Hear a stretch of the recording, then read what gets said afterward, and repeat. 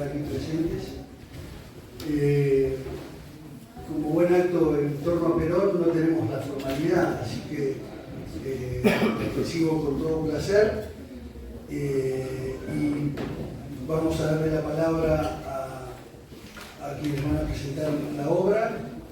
En primer lugar va a hablar el señor Ricardo Roa, periodista, director general adjunto de Clarín, y luego tomará la palabra el embajador Juan Archibald Lanús, abogado, diplomático, ex representante argentino ante la UNESCO y en 2 oportunidades en Francia.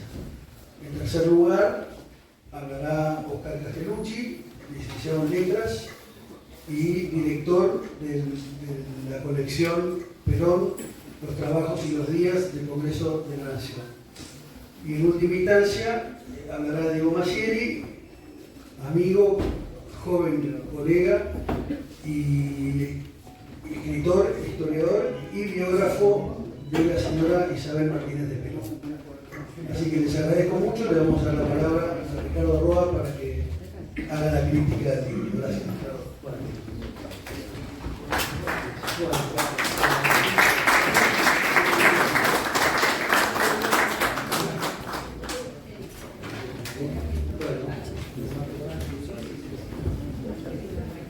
Buenas noches a todos. Siempre es un placer venir a estas cosas que arma Ignacio con mucho entusiasmo, con mucha energía. Seguramente ustedes lo conocen. Y haciendo cosas interesantes que van medio por la orilla a veces de la historia y que tienen, me parece, el interés genuino de contar cosas poco conocidas, interesantes, y hacerlas, digamos, creo, con una doble característica, que es, por un lado, la de intentar conseguir pruebas, documentos, que es precisamente lo que define a una persona que se dedica a hacer historia con seriedad, que toma en serio la historia, que busca pruebas, documentos. Y el otro elemento es el de ser una especie de historiador militante, ¿no? Tiene un compromiso claro político que procura aclarar las cosas que le importa aclarar, defender posiciones, en fin. Tomar, además de la historia, tomar una manera de expresar sus puntos de vista que son además explícitos, no es que engañe a nadie, en el libro lo dice con toda claridad a dónde apunta y qué es lo que se propone hacer. A mí este libro de Perón, el libro de Perón, me interesa especialmente porque el peronismo es una cosa que yo heredé. Yo no me hice peronista buscando el peronismo, como otro o contra los padres, al revés. El peronismo es una cosa que en mi caso era como una especie de unidad básica, sin serlo. Y por lo tanto todos, los 4 hermanos, vivimos el peronismo siempre como una cosa natural, todos los días. Una época en que nos llamábamos activistas, no militares, después fue una breve. En ese tiempo éramos gente que chicos que acompañaban a sus padres a los actos, los candidatos, y mi mamá que se dedicaba a dar clases de historia y unidades básicas. Y lo cuento porque hasta tengo una marca de nacimiento, empiezo a acordar el libro. Yo nací el 4 de junio y mi papá se demoró en inscribirme en el registro civil de Paraná, y entonces le daban como opción que yo apareciera el 5 de junio, y decidió esperar un año, así que tuve un año sin ser, un año sin ser. Soy del 4 de junio, pero de porteño, trucho, soy entrerriano y bueno, a ver, tuve que empezar la escuela a los 4 años, Tuve un año que no podía recibir cosas porque no existía. Después me preguntaban la edad y dudaba. Tenía una edad real. Pero bueno, después conseguí novias más grandes porque también todo estaba mal. El peronismo fue eso para mí. Después fue otra cosa, como para muchos de nosotros, porque todos hemos cambiado. El punto acá, aparte de hacerme recordar la historia del 4 de julio, me hace recordar otra cosa que fue una de las que más me enganchó con Perón. Que no me enganchó porque era yo infalible, o que era, me enganchó por algo que una vez, leyendo, imagínense, yo leía la historia de la biblioteca del oficial, que era la que recomendaba yo, pero yo descubrí la toponimia patagónica, ¿no? Pero ¿cómo puede ser una persona así que se dedique, ¿no?, a hacer esta cosa de la lengua araucana, ¿no? ¿Cómo puede ser? Es decir, lo que descubrí en Perón fue una cosa que no muchos admiten o reconocen o valoran, que es el Perón intelectual. Perón, como todos sabemos, se formó de una manera muy particular en el ejército, pero con una curiosidad intelectual, de un método, de una cabeza muy ordenada. Y además, el tipo donde estaba, el tipo era un tipo que hacía cosas, ¿no? Estas cosas que cuenta Ignacio del club de Paraná, precisamente, el club de boxeo, de esgrima, ¿no? O meterse con los alpinos ahí de los adultos y ser una más, y hacer esto, ¿no? Dedicarse a estudiar y estar en Chile y dar charlas, ¿no? Y estar en Italia y enterarse, no iba a Trastevere a tomar el pasta normal, ni en Chile a hacer sociales. Era un hombre de una extraordinaria disciplina y productividad. En una época no había internet, no había forma de chequear cosas, todo lo hacía él. Además no tenía ghostwriters, no tenía gente que escribía, el tipo escribía. Cuenta Ignacio por ahí que 44, 45, ¿no? Él había escrito como 90 o 100 cartas, que las cartas eran en realidad el instrumento que él más utilizó en su vida, ¿no? Y eran instrumentos de persuasión, ¿no? Porque no eran cartas de decir cómo estás, qué sé yo, vení, eran cartas trabajadas, pensadas, ¿no? con desarrollos lógicos, con análisis, que él también subió mucho tiempo, muchísimo tiempo. Después lo hizo en el exilio, naturalmente, ¿no? Algunos decían que en el exilio las cartas venían, según el destinatario, con mensajes diferentes, y es cierto. Pero Perón, capaz de combinar tantas cosas y dedicarse con tanta seriedad a finalmente aprender, a entender, es el Perón que a mí más me enganchó.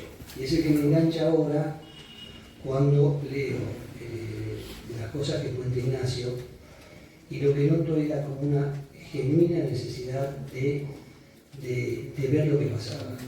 Esto más allá de tener en cuenta, como yo trato siempre de tener en cuenta el contexto histórico, porque mirar a Perón, leer a Perón y repetir lo que Perón decía es ante todo entender, mirar qué es lo que estaba pasando en ese momento. Y él siempre tuvo en esto una necesidad de comprender y no de imponer, no de repetir consignas, sino de explicar razonamiento.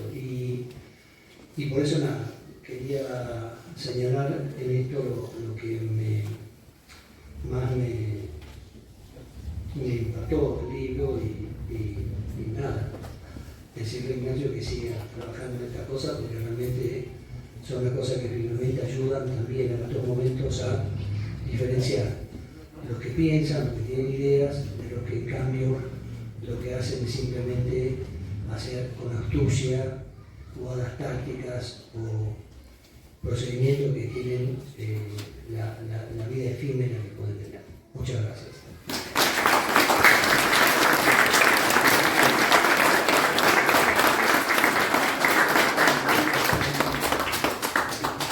Archie.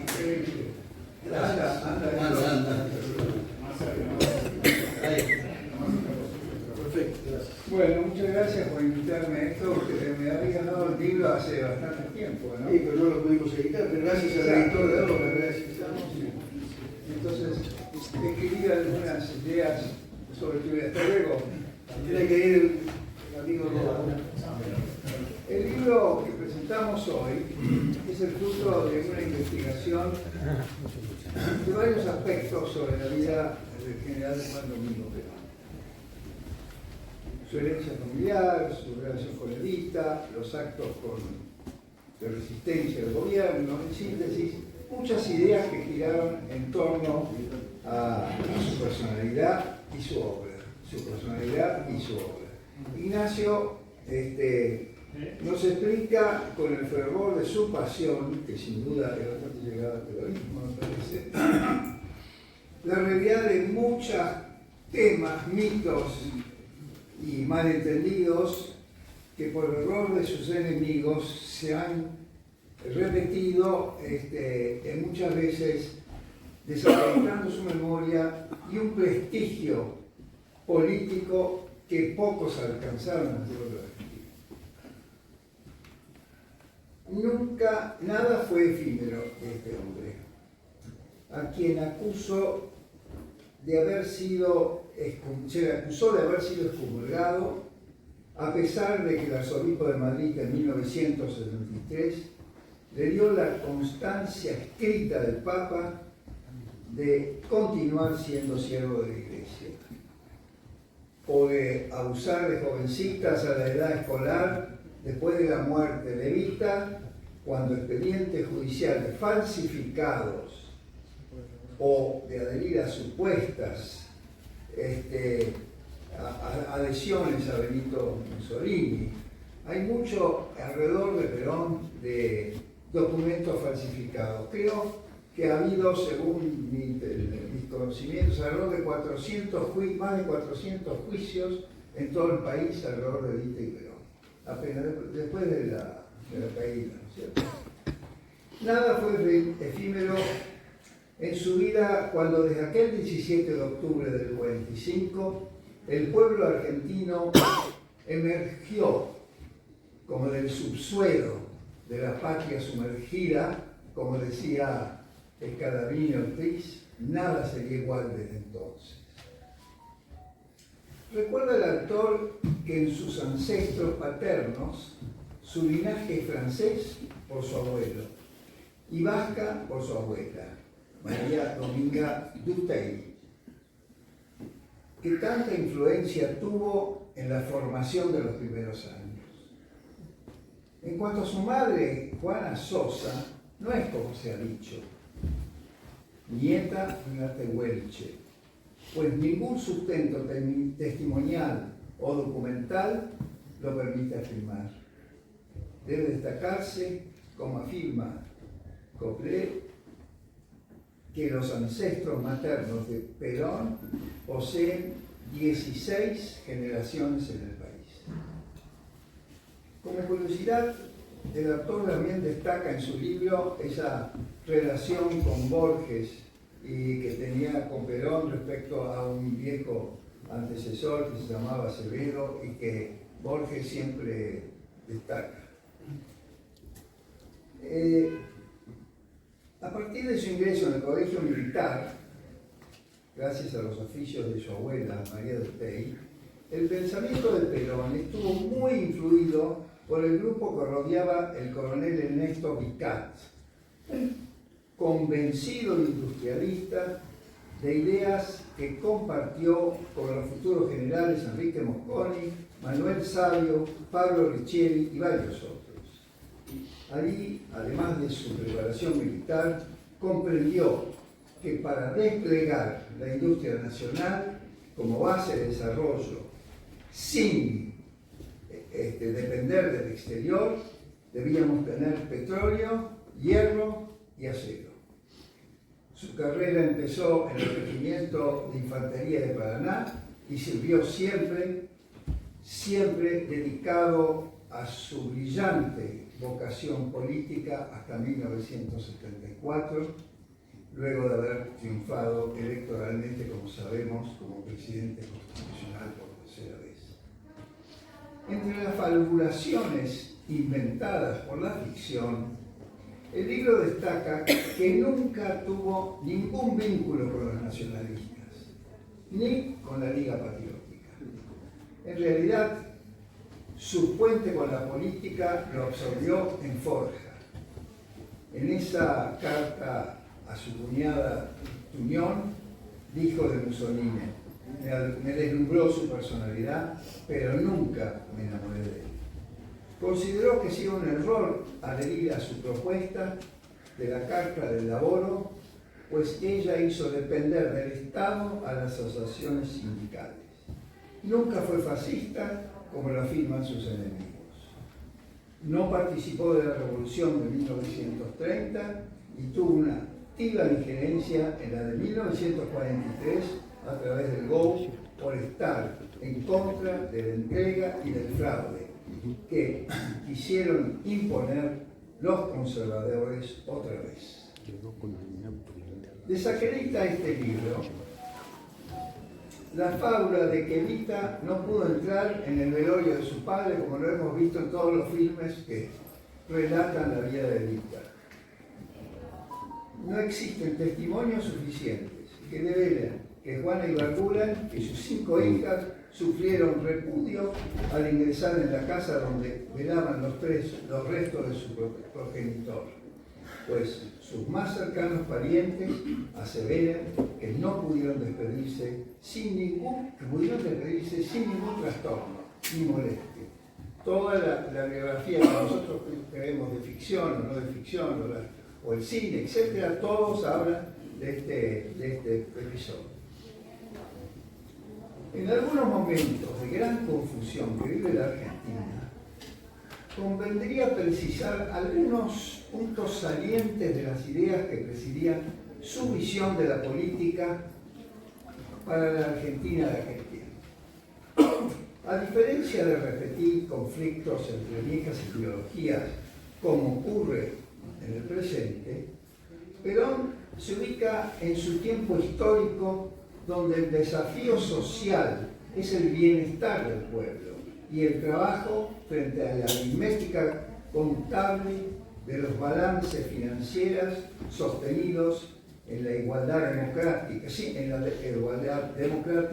sin clases ni vectores privilegiados y la independencia nacional frente a la dominación foránea.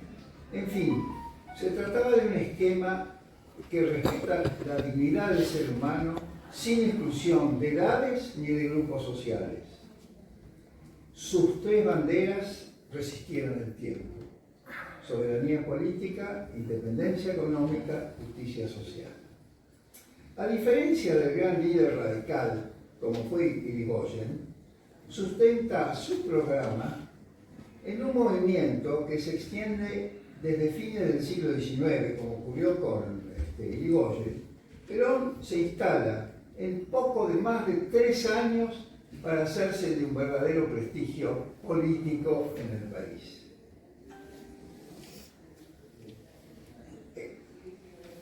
El peronismo constituye el poder, construye el poder a partir de un conglomerado heterogéneo de grupos políticos y dirigentes sindicales de diferentes tendencias.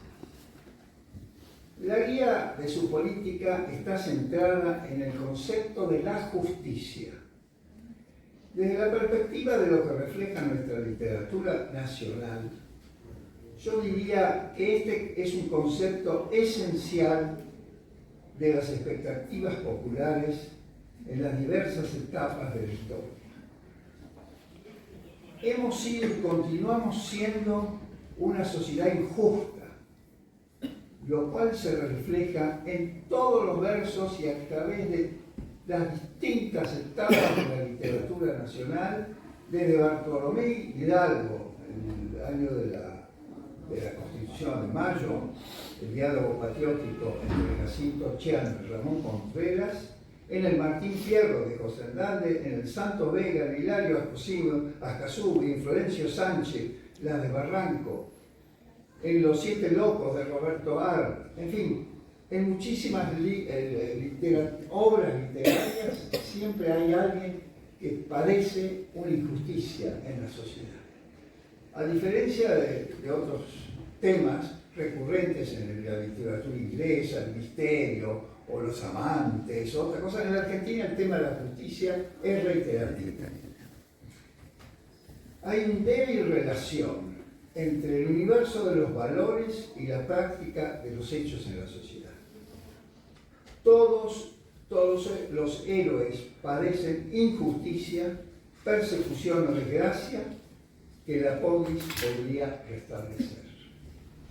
Alguien ha dicho que la justicia es una comunidad de igualdades, y Perón la consagra a través de su política sobre la base de dos fuentes principales: la Suma Teológica de Santo Tomás, que la considera una de las 4 virtudes cardinales, junto con la prudencia, la fortaleza y la templanza, y los postulados que establece la encíclica Rerum Novarum del Papa León XIII desde 1891, según su documento revolucionario. Este documento revolucionario fue el puntapié inicial de la doctrina social que la Iglesia guió sobre muchísimos años. También debo citar que la creación de la Secretaría de Previsión Social se hace con una expresa mención de la encíclica. La gente ha olvidado este hecho. En el decreto se establece los párrafos de la encíclica. Esta consagra la justicia social como columna argumental de la política justicialista, concepto este que debemos al jesuita Taparelli, cuya obra conocía muy bien Perón en su profundidad. Fueron muchas las instituciones tributarias de este concepto: el Estatuto de Perón, los derechos sociales, todos los derechos que conocemos nosotros, el descanso, la vivienda, en fin, juventud, niñez, etcétera, etcétera. Y tantas otras medidas que siempre fueron derivadas de la idea de la justicia.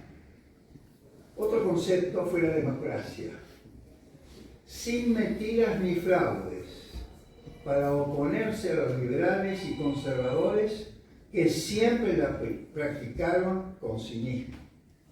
Hasta prácticamente Sáenz Peña, prácticamente todas las, no diríamos Mitre, pero sí a partir de Sarmiento, casi todas las elecciones fueron fraguadas. Y lo dice muy bien, lo he repetido varias veces, varias páginas de Sarmiento, muy honesto, diciendo cómo robaban las cajas, las urnas, cómo se las llevaban, cómo las traían, cómo estaban todos pistos. Aparte de ser especialistas en el manejo de las libretas de enrolamiento. Atalíbar era el que más tenía libretas, se llamaba Atalíbar. Atalíbar era el tipo que te robaba a los otros y entonces cortábamos los otros realmente. Es fantástico, pero nunca se enfatizó suficientemente este concepto. La legitimidad del Estado fue otro de los conceptos claves, separándolo de la política y transformándolo en una institución más tecnológica que profesional. No fue tanto política, es muy importante la tecnología que usó en esa época, tenemos que hablar después de la Segunda Guerra Mundial. A través del Consejo Nacional de Posguerra, instauró el concepto de planificación, una metodología novedosa en aquel tiempo de posguerra que fue copiada de varias de las instituciones de posguerra, como el Plan Marshall de Canadá, el Warren de los Estados Unidos, el Beveridge de Gran Bretaña y, por supuesto, teniendo siempre presente en su proyección de políticas futuras, el New Deal de Roosevelt y la doctrina social de la Iglesia. Siempre presentes en esa idea de planificación global. Junto a la política exterior inspirada en la tercera posición y la independencia nacional, llevó a cabo, según nos dice Kepler, una profunda transformación social que el país esperaba y no estaba realizada. Cito unas palabras de Perón, que dice lo siguiente, lo cita en el libro: cada siglo tiene su conquista, y a la hora actual debemos reconocer que así como el pasado se limitó a obtener la libertad, en el nuestro debe proponerse la justicia. Fin de, un poco después de la Segunda Guerra Mundial. Siempre actuó de acuerdo a la ley y cuando tuvo que sustituir a los miembros de la Corte por haber avalado la acordada del 9 de septiembre de 1930, que justificó aquel golpe de Estado y otros hechos de corrupción, lo hizo por juicio político sin destituirlos. Se hizo un verdadero de acuerdo a la Constitución. Este libro también nos presenta un cálido y reconocido homenaje a Isabel Perón, su heredera después de la muerte de 1974, esa presidenta constitucional que nunca fue recibida por un presidente constitucional salvo Alfonsín Jiménez, y su estatua no figura entre los bustos que adornan la Casa Rosada. La actitud de la clase política fue cruel. Para ella estuvo presa más de 5 años, habiendo vivido escenas degradantes para una mujer, y como figura Ignacio Copé dice: en ningún momento promovió la lucha armada contra el gobierno constitucional ni la venganza contra sus enemigos. Su móvil político fue promover la unión nacional. Sin embargo, la sociedad argentina, implacable y sin memoria, manchada con acusaciones falsas, la relegó al olvido. Vive con discreción y recato cerca de Madrid, pero la nobleza de nuestro autor señala con detalle importante obra del gobierno que dejó: nacionalización de los depósitos bancarios, declaró la nulidad de muchos de los contratos de Estado con corrupción, por ejemplo la ITT, la Siemens, los mayores costos del TED, en fin, una serie de contratos del Estado que ella anuló, además de Ítalo, del Banco Popular Argentino. No contrajo ningún empréstito extranjero, se fue sin dejar deuda y sancionó la ley del Sistema Nacional Integral de Salud, que después fue derogado por el gobierno inconstitucional que decide. Exigió el retiro del embajador argentino en Londres cuando los ingleses enviaron la misión Shackleton, ordenando el cañoneo contra la nave británica en febrero de 1976. Vencidas las licitaciones y concesiones, incorporó al Estado el canal 7 y 36 radioemisiones. Sancionó la ley contra la subversión, la ley contra la subversión económica, la ley contra el narcotráfico, en fin, una serie de leyes muy importantes por el poco tiempo, me parece, que fue su gobierno. Este libro, finalmente, no contiene un memorial de la vida del general Perón, sino algunas estampas de anécdotas, pensamientos e intenciones de quien desde el comienzo de la actuación enfrentó una feroz y descarada crítica y escarnio de sus enemigos. Quiero recordar también que la primera asamblea donde el general Perón se dirigió al pueblo en el Congreso, la mitad de la sala estaba vacía, porque ya en ese momento salvo 2 o 3 radicales, el resto de la oposición se fue. No se fue, no vino, nunca vino. Eso antes de empezar. Había desde entrada ya una malísima opinión en gran parte de la sociedad y generalmente desde el comienzo empieza esa especie de guerra permanente entre parte de la sociedad.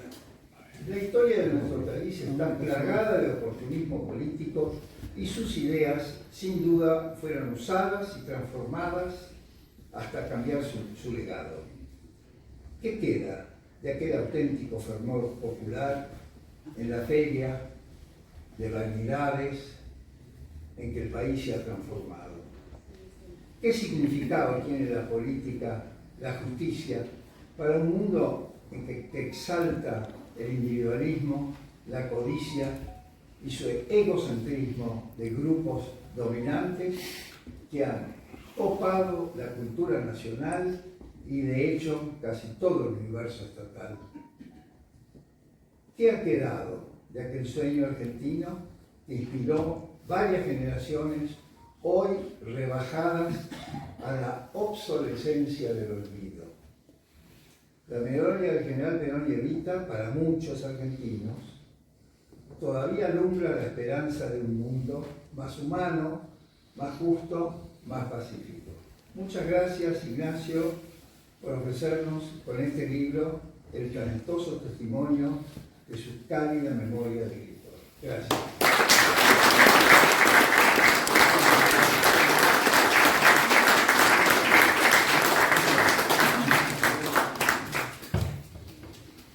Querido Oscar, te toca a vos. Bueno, muchas gracias. Allá por el 2010 estaba dando clase en la Universidad Nacional de La Plata, vino una alumna, me trajo un libro, me dice, ¿conoce este libro? Eran los orígenes de Juan Perón y Eva Perón, de un señor que se llamaba Clopet, quien yo no conocía. Se lo pedí prestado, lo leí, a partir de ahí compré las siguientes obras. La vida me dio el privilegio, porque transitamos caminos comunes, de conocerlo personalmente, Ignacio, y de que hoy me permitiera la responsabilidad tremenda de participar de la presentación de su última obra. Para lo que pensaba decir tengo un problema, y es que la disertación del doctor Lanús ha sido exhaustiva y ha agotado muchísimo de los aspectos que quería tratar y no voy a aburrirlos a ustedes repitiéndolos. Así que voy a hacer algunas consideraciones generales y después quiero hacer una reflexión. No ha sido un gusto además explicar, mucho mejor expresado que por mí. Y hacer una reflexión final para que Maciel tenga también su tiempo y pueda participar. Para mí este libro de Ignacio y los anteriores tienen un mérito desde mi mirada, desde mi perspectiva extraordinario, que es, más allá de que se llame así este libro, de mitos y falsedades, que es destruir categóricamente, fundamentadamente, los mitos y falsedades que se han erigido en torno a la vida de Perón. Fundamentalmente, desde una perspectiva que yo comparto absolutamente con él, que es la de humanizar a Perón. Porque cuando hablamos de mitos y falsedades, no son solamente los mitos que construye la oposición, que es la que miente, que es la que lanza las diatribas, sino a veces los mitos que construimos desde nuestra propia parte, haciendo de Perón un bronce, haciendo de Perón una estatua. Y Perón no fue un bronce, no fue una estatua, merece serlo, merece estar plasmado allí. Pero fue un hombre como nosotros, que tuvo la capacidad, el talento, la capacidad de conducción de transformar la historia de un país. Pero la importancia de humanizar a Perón, que es lo que deviene de la lectura del libro de Ignacio, es que nos demos cuenta que cada uno de nosotros tiene que llevar el bastón de mariscal, como decía él, porque nosotros también somos capaces de generar esas transformaciones, y de esto es algo que nos hemos olvidado rigurosamente. ¿Cómo avanza Ignacio en el libro? No voy a entrar en los detalles porque ya lo expresó. En esta idea de humanizarlo y de derrotar mitos y falsedades, y es no tomar una historia objetiva, porque la historia objetiva no existe el objeto, siempre existe el sujeto que trabaja sobre esa historia, que interpreta los documentos, y es lo que me hace estar sentado al lado de él y compartir el camino que él lleva adelante.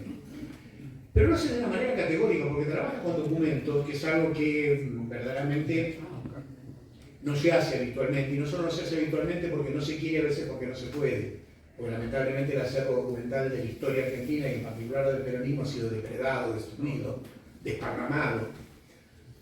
Pero Ignacio tiene esa capacidad y ese fervor de buscar los documentos. El libro empieza con la parte del estudio genealógico. Como a mí es un tema que me gusta, tiene para mí como un doble interés por el tema de la genealogía y por los hallazgos que él consigue, que son extraordinarios y que terminan con un mito absurdo de la historia personal de Perón. Después del libro de Ignacio y después que ya lo había planteado en el libro anterior, pero que en este lo vuelve a plantear, se acaba la discusión sobre cuándo nació. Hace una cosa maravillosa, quizás a ustedes y a los que no manejan les parezca tonto. No solo trabaja con los documentos, las actas de bautismo, las actas de nacimiento, sino que incorpora una perspectiva de quienes trabajamos con la genealogía muy interesante, que es el de los censos, ¿no? Es muy categórica la incorporación de Ignacio, que hace del censo de 1895, que muestra claramente que Perón nació en la fecha que se dice que nació, no en otra, no hay especulaciones, no hay lugares distintos. Termina con discusiones que debiesen estar terminadas hace mucho tiempo, pero que le sirven a algunos autores para sobrevivir y editar algún libro de vez en cuando y dar alguna charla. Además, a partir de esta fijación definitiva que hace del origen de Perón, aborda de un modo muy particular la vida de Perón, la reconstrucción de Perón, porque habitualmente tenemos inmensos mamotretos de muchos tomos que cuentan detalladamente la vida de Perón, y a veces en ese inmenso desarrollo perdemos la perspectiva de aquellas cosas que son trascendentes. Hay una cuestión de elementos, él va trabajando con pequeños capítulos, y en esos capítulos va tomando temas que no tienen paralelo entre sí, que no tienen equivalencia entre sí. Toca temas que son extraordinariamente trascendentes y otros pequeños, pero también esos pequeños temas que él toca son los que nos permiten esa construcción. No son solamente los grandes bloques de la historia de la vida de Perón, sino pequeños detalles que permiten enriquecerlo. Por ejemplo, lo mencionó el doctor Lanús, el tema del coronel Luis Vicat. Es un tema muy interesante, poco trabajado, que nos permite afrontar cómo se fue conformando ideológicamente el pensamiento de Perón, quiénes fueron sus formadores. Él rescata un tema que no lo mencionó el doctor Lanús, pero que a mí me pareció muy interesante, que fue la experiencia en Chile de Perón, como especie de embrión primario de su formación política.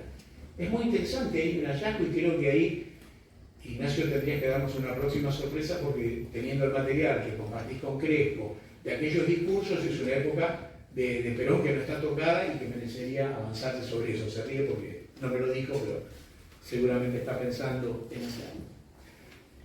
Las falsedades históricas todavía seguimos, no discutiendo, bueno, nosotros no lo discutimos, nos siguen diciendo, pero era fascista. Terminemos con esto. Yo creo que ya ni siquiera tenemos que entrar en la discusión, no solo porque toda la documentación avala, y lo que plantea Ignacio en el libro es falso, sino que está también un viejo libro de Buchrucker, Nacionalismo y Peronismo, que agota definitivamente ese tema. Digo, nosotros no pueden llevarnos siempre a discutir temas que están definitivamente cerrados y terminados. La relación que tuvo con el fascismo, porque convivió en la época en Roma, en el periodo de Mussolini, es en los términos en los que lo plantea Ignacio. No hay nada más que sacar de ahí, no hay que sacar nada, imaginar. Frondosamente la vida de Perón ha dado para la oposición, para el gorilaje, temas para que escribieran y algunos vivieran de todas esas mentiras que construyeron y elaboraron. Lo mencionó el tema de la justicia social, hablar del Consejo Nacional de Posguerra. Ahora empieza a haber un desarrollo de estudios específicos sobre algunos temas de Perón. Este es uno con el cual tenemos una gran deuda que hay que recuperar. Que fue ese think tank, ese búnker inicial de las ideas donde se forjó el peronismo. Estas son las cosas en las que tenemos que trabajar quienes estamos dedicados a este tema. No responder estérilmente esas cuestiones que nos plantean desde afuera, que son ridículas, que son absurdas, sino proponer desde nuestro terreno la recuperación de nuestro acervo documental, de nuestra propia historia, de nuestros propios espacios. El Consejo Nacional de Posguerra creo que hace un aporte importante, la reivindicación del trabajo de Pettinato en el sistema penitenciario nacional, algo que hoy tiene absolutamente vigencia, algo que pasó hace tantos años y que hoy sigue siendo vigente, y es un tema que debiésemos poner nosotros sobre la mesa. Porque esto está cuando, lamentablemente, con el desarrollo de algunos aspectos de violencia, y alguien padece la violencia, y yo he padecido la violencia familiar de manera muy dura, cuando dicen, bueno, que alguien se pudra en la cárcel. ¿De qué están hablando, pudrirse en la cárcel? ¿De qué saben? ¿Qué saben? Y cuando dicen eso, ¿a qué se refieren? Nosotros los peronistas no podemos caer en ese concepto. Tenemos que saber qué fue lo que hizo la maravillosa tarea de Pettinato, que la rescata Ignacio en el libro. Recordar la figura de Josephine Baker, ¿no? Me parece una pequeñez, pero es una pequeñez a partir de la cual se genera una imagen que nosotros no la tenemos ausente. La relación con la Baganda, que es un poco más conocida. Pero es esas pequeñeces, en la recuperación de Ramón Carrillo, y una parte muy valiente, que creo que Ignacio ha puesto, que es poner sobre el tapete el tema de Juan Duarte. Porque son temas que tenemos que hablar, sobre los cuales tenemos que discutir, que no tenemos que tenerlos escondidos abajo de la alfombra, sino que tenemos que asumirlo porque pasaron y tomar posiciones y discutir cosas que sí tienen que ver con nosotros, para que nosotros nos sigan construyendo mentiras en torno a él. Después la recuperación de temas que obviamente, históricamente, son ineludibles.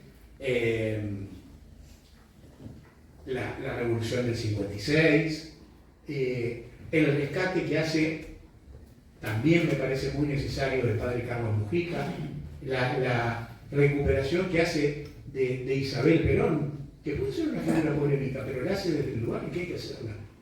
Puede tenerse la opinión que se quiera, pero las injusticias que padeció y la persecución que padeció son cosas que tienen que ponerse sobre la mesa, y me parece valiente que se haga. La frutilla del postre para mí del libro es el tema de Nelly Rivas.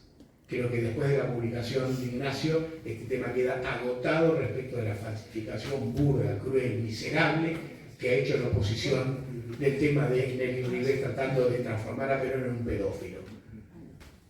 Me parece que cuando alguien plantee ese tema, tomen el libro de Ignacio, ténganlo, denle el capítulo para que lo lea y se acabó la discusión, no tenemos que perder más tiempo en esto. Y termina Ignacio haciendo una referencia al modelo argentino, y en esto sí quiero detenerme porque es, digamos, un tema que yo he trabajado específicamente. En este momento estoy trabajando para la colección que dirijo, la recopilación de todos los registros de Perón del año 74, que sería una especie de complementación de lo que es el libro del modelo. Es una aventura extraordinaria ver a Perón. Yo insisto que, más allá de quienes trabajamos sobre el tema y damos opiniones y escribimos sobre él, creo que tenemos que leer a Perón, hay que volver a leer a Perón, volver a leer sin prejuicios, volver a leer un Perón, no un pedacito, no la frase que nos recortan, que le gusta a cada uno, sino volver a leer a Perón con la mente abierta, liberada de mitos y de falsedades. Inventan calumnias, inconsistencias o injurias históricas con fines ideológicos o políticos. La obra del doctor Clotet son verdaderas reputaciones con palpables fuentes documentales que traen luz ante tantas invenciones de toda índole que realizan estos tendenciosos de la historia. La obra que se presenta hoy, Perón, mitos y realidades a 50 años, no escapa a todas estas buenas calidades. Dividida en 6 capítulos, su lectura es amena, la revisión a la fuente documentada y la interpretación honesta y objetiva de esas fuentes hacen que no haya contenido trivial o páginas innecesarias.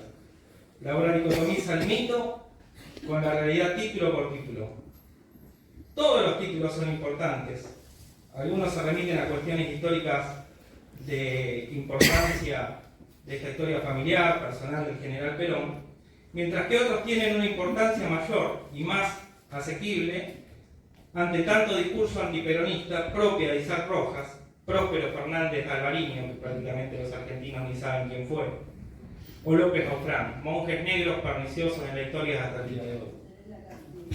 Los títulos del libro son importantes, pero asuntos muy inventados y repetidos por el izarrojismo ya los describió Oscar, Nelly Rivas, el asunto también de Juan Duarte. Pero algo también que puede parecer trivial, como el verdadero lugar de nacimiento de Juan Domingo Perón, puede tener una connotación mayor, no solo histórica, aunque no lo parezca. No es algo baladí, un dato histórico, una fecha. Me refiero, por ejemplo, a que con estos datos baladíes aparecieron personajes nefastos en la historia. Uno tangencialmente mencionado en alguna página del libro, que fue el lugar que ocupó otrora el doctor Hipólito Barreiro, quien no solo imbuido en una falsa fecha el lugar de nacimiento, amén de una falsa histórica interpretativa de los orígenes de Juan Domingo Perón, repercutieron nada más ni nada menos que en una nueva profanación del cuerpo del general Perón en el cementerio de las Chacaritas, donde ya sin manos, ahora fueron a destruirle la clavícula y el fémur en busca de ADN, basado en ese dato histórico y en estas interpretaciones de este medio. Ante la petición de una mitómana mujer quien se creyó con derechos genéticos para portar el apellido Perón. La jueza, como no tenía respaldo de prueba jurídica, por lo menos seria, se basó para este aberrante hecho en la prueba testimonial del mentiroso. De allí que a veces la rigurosidad histórica es fundamental para dejar expuesto al farsante. No solo el dato y la fecha de nacimiento es un dato más en la historia.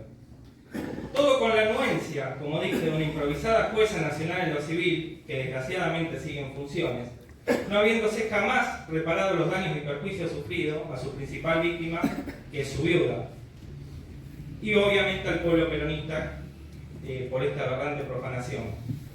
Realizada ahora sí con anuencia de los organismos del Estado, porque lo de las manos dicen que fueron grupos clandestinos. Esto lo hizo el Poder Judicial de aquí de Buenos Aires. El libro termina con una semblanza a la herencia política de Juan Domingo Perón, del que nos hablará Oscar. Siempre digo que el general no dejó herederos políticos, salvo al pueblo, como dijo en su discurso, lo que no quita que no haya dejado una herencia política, que es el modelo argentino para el proyecto nacional.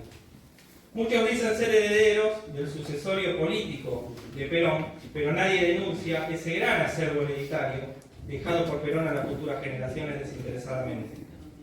Por último, me queda describir al autor desde la perspectiva del amigo.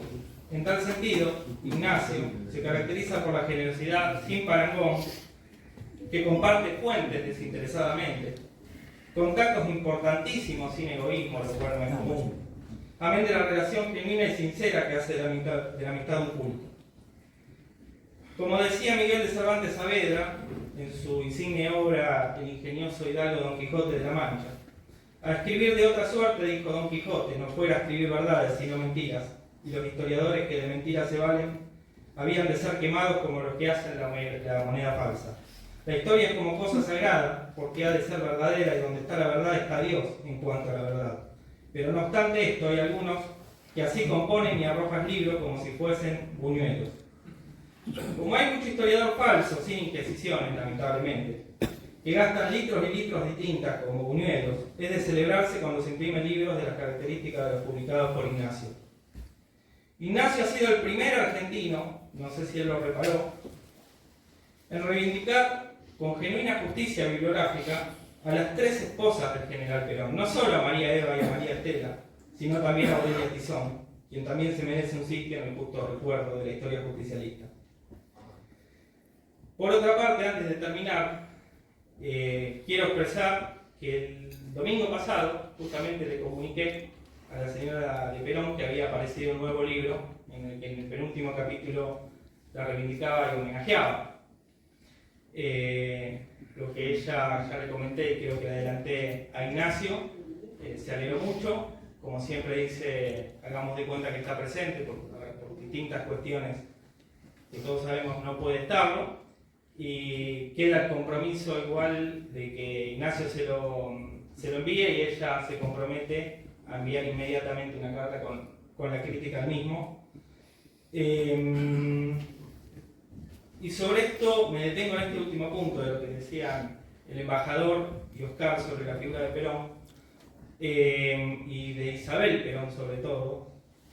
Hace poco apareció una fotografía de unos amigos españoles que le entregaron un galardón a la señora de Perón. Una aparición que le hicieron pública después de muchos años. La foto no es de ahora, hace un tiempo se subió a las redes. Ahora, rigor de verdad. Ahí se demuestra el odio que hay contra Perón. Porque por doquier, en todo, salvo muy honrosas excepciones, se demuestra cuán mercenarios fueron los medios de comunicación al tratarlo. Cuando no aparece porque no aparece, y cuando aparece porque aparece. Por esto, solo no hace falta mucho verlo, el discurso lenguaraz de todo lo que dijeron contra ella, cómo aparece todo el tiempo. Por eso es digno de reivindicar lo que ha hecho Ignacio como académico también de la historia, ¿no? Y como revisionista en homenajear a la señora.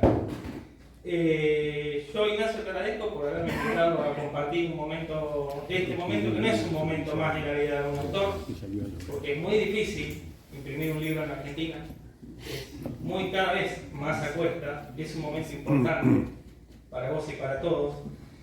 Y por eso mi agradecimiento particular no solo a vos por la invitación, sino a la editorial, por también lograr que este esfuerzo pueda llegar a manos de los argentinos bien paridos. Muchas gracias.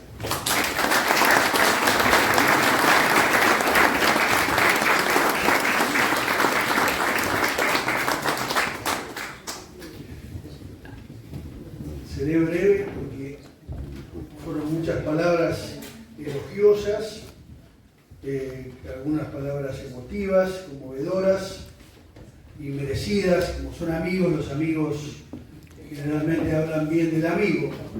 Y entonces las palabras que uno oye son todas como canto de sirenas que nos van como aumentando el ego, pero no es el caso, porque las 4 personas que me precedieron, tengo una linda relación con cada una de ellas, y como bien decía Oscar, por ahí no coincidimos 100% en todo, pero tenemos aquello que nos une y que nos hermana. Y en este caso, la hermandad es este nuevo libro, que, como bien señalaron los oradores, es un libro que yo quise hacer como homenaje por los 50 años del paso a la posteridad de Perón. Hay que pensar que 50 años es medio siglo. En el mundo moderno que vivimos pareciera que no es nada, es tiempo pero no es tiempo, pero es necesario, consideré necesario la publicación de un libro que hablara de los 50 años. ¿Por qué? Porque los 50 años nos llevan a la reflexión, nos llevan a pensar, nos llevan a analizar qué pasó en estos 50 años. ¿Qué pasó después de que Perón se muere en la Argentina? ¿Qué pasó? Isabel Perón toma el guante como vicepresidenta. Perón, unas horas antes de morir, le dice: ¿estás preparada? ¿Te has preparado para esto? Gobierna la Argentina. Se lo dice in articulo mortis prácticamente. Isabel se hace cargo de una Argentina muy complicada, que ya sabemos cómo termina, los pocos años la derrocan, y todo lo que ya han dicho quienes están aquí presentes.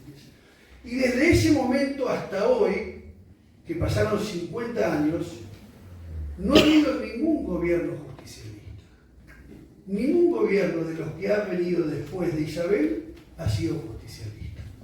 Ni el gobierno, ni el presidente Menem, ni los Kirchner, ni Dualde, ni los otros 3 o 4 que pasaron así rápido, que duraron una semana, Rodríguez Ya y no sé quién más, y obviamente muchísimo menos este último que nos precedió. No ha tenido nada de peronismo, no hay justicialismo en Argentina. Le echan la culpa de todo al peronismo, pero el peronismo no ha gobernado en estos 50 años. No ha gobernado, ha sido ausente. Lo han utilizado, lo han manipulado, lo han tergiversado, lo han arruinado, digamos, los peores han venido a jactarse de peronista, pero los peronistas no han tenido nada. Y eso es bueno señalarlo, porque al día de hoy siguen achacando que el peronismo es culpable de los males de la Argentina.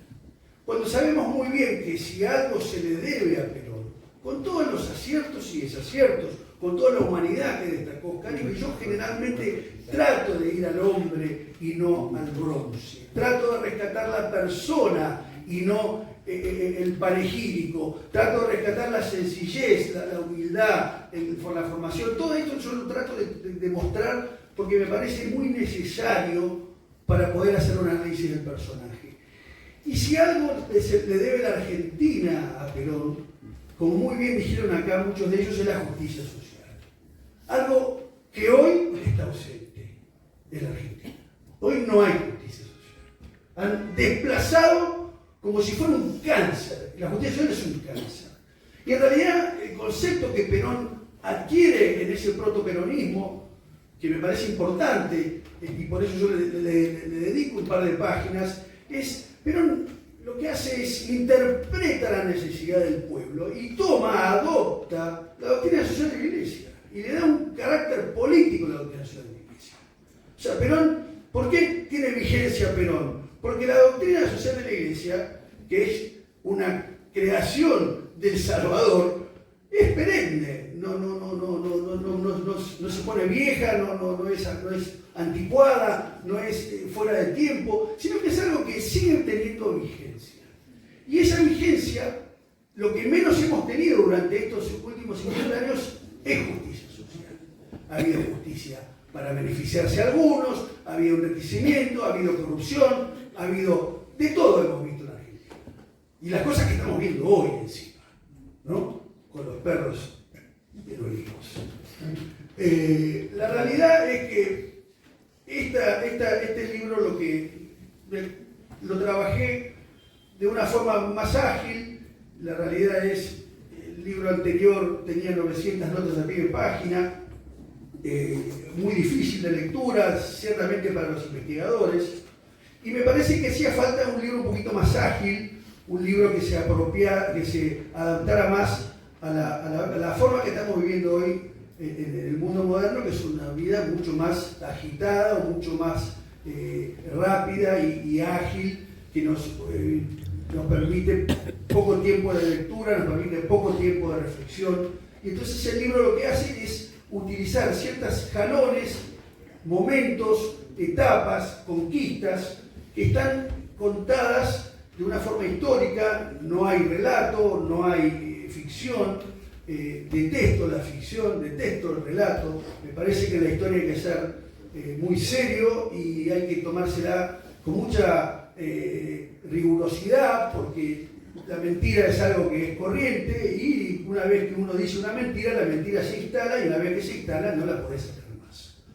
Por eso algunos temas me pareció importante incorporar.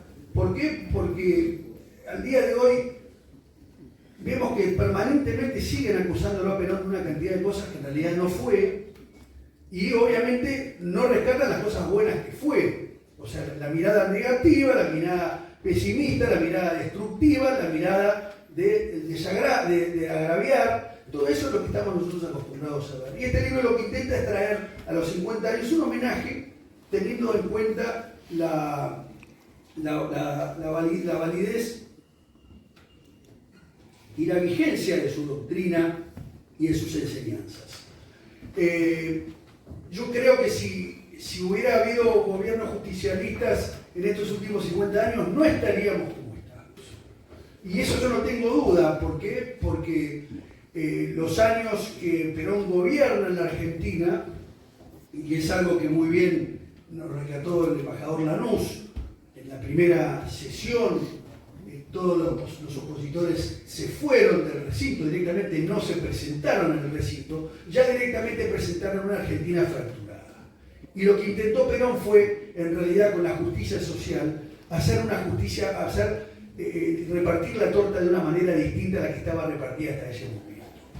Y que la gente tuviera acceso a los derechos fundamentales y la dignidad de la persona humana, que estaban lamentablemente corridos, aplastados u olvidados. Y eso fue lo que Perón interpretó con un gran criterio y con una gran genialidad, porque de ahí la vigencia de Perón. Perón, después de 50 años, sigue teniendo vigencia, sigue siendo estudiado, y obviamente las enseñanzas si tuvieran en cuenta lo que bien nos dijo recién Oscar, el modelo argentino para el proyecto nacional, Perón nos daba la pauta de lo que debía hacer la Argentina para seguir adelante y para no ser sometida a una nueva colonia, como sigue siendo hoy, lamentablemente, la realidad nuestra. Lamentablemente se hizo todo lo contrario, todo lo contrario. Porque no solamente hablaba de las cuestiones económicas, habló también de la persecución a la familia, de la destrucción de la unidad familiar, habló del control de la natalidad, habló en contra del aborto. Perón vio con una gran claridad lo que debía pasar en la Argentina, lo que debía hacer la Argentina para que no suceda lo que nos está sucediendo hoy. Y eso es lo que el libro quiere hacer. El libro, lo que yo pretendo es dar algunas pautas o tener algún eje como para poder encontrar cuestiones que siguen teniendo vigencia y que siguen teniendo actualidad. Yo no les robo más tiempo, quiero agradecer en primer lugar a cada uno de los oradores que me han acompañado esta noche por el esfuerzo y por la dedicación y por haberme aceptado este reto, que presentar un libro siempre tiene sus dificultades porque tienen que leerlo y aparte lo han leído mucho mejor de lo que yo lo escribí, así que les agradezco enormemente. En segundo lugar, le agradezco enormemente a la editorial SB, a Andrés Telesca, que creyó en este proyecto en un momento muy difícil de la Argentina, donde escribir un libro resulta casi imposible. Hoy en día tenemos precios europeos hay, y con sueldos de miseria, con lo cual la realidad es que la Argentina nos está llevando a la inculturación. ¿Por qué? Porque si no podés comprar un libro significa que no podés leer, y si no podés leer, lo que te hacen te embrutecen. En realidad hay un intento de embrutecer al pueblo y que el pueblo realmente cada vez tenga menos acceso a aquellas conquistas que Perón nos regaló con su gobierno y con su doctrina.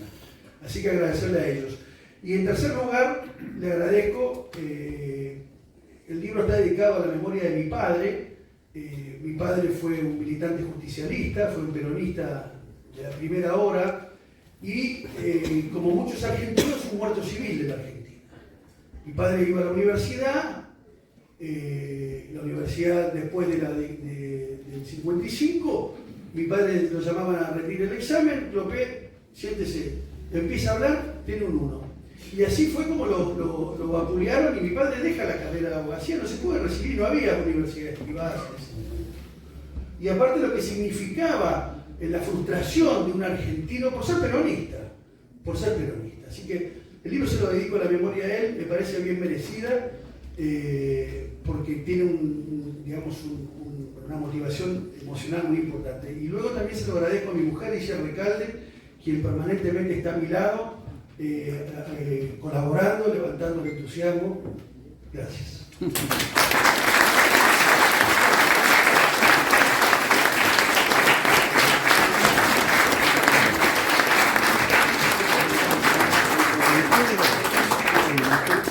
Si pueden, ayuden.